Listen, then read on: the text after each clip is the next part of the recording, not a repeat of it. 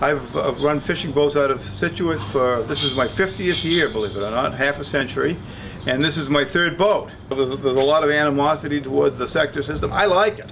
I think it can work, but it needs a lot of support. I mean, it needs a lot more support than it has.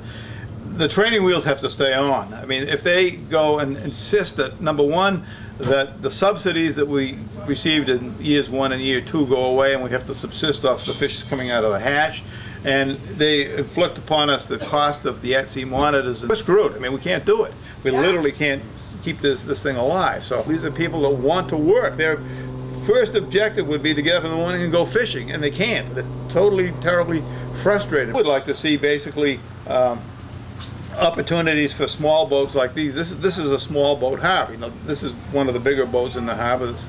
The longest boat is 57 feet. This is 55. They're all day boats. They all go out in the morning. They come home at night.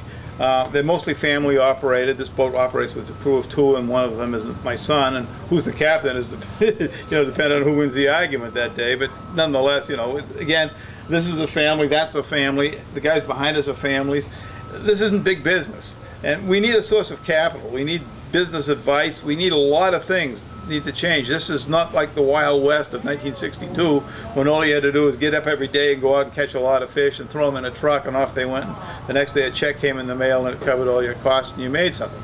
This is you know, we're on rough seas here right now. People with relying on the auctions to provide their price can oftentimes find themselves upside down, going out, go fishing, lease the fish, pay for the fuel and ice and the transportation and sector fees, and lose money, literally lose money for their hard work, and that's wrong.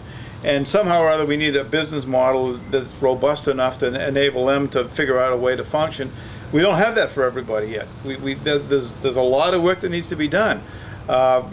We need to do something about, there's just huge arguments out here about the stock footprint. You know, we talk about we're allocated stocks of fish, but the government's idea of where the stock ranges are don't square up with what the fisherman's idea of where the stock ranges are. I don't think there's a fisherman on the coast that really believes that the stock assessments indicate that there's that much of a drop in the abundance of Gulf of Maine cod or Georges Bank yellowtail. You know, our catch per unit effort has been constant or growing, and all of a sudden these retrospective patterns have arisen in the stock assessments that tell us, oh my gosh, no, we were wrong 5 years ago, and there's really a lot less fish than we said the first time. Sorry, you know. This is kind of socioeconomic stuff now. And ecosystem stuff. You know, it's a lot more subtle, a lot more complex. If anything, science and the partnership between science and fishing is more important now than it ever was. You know?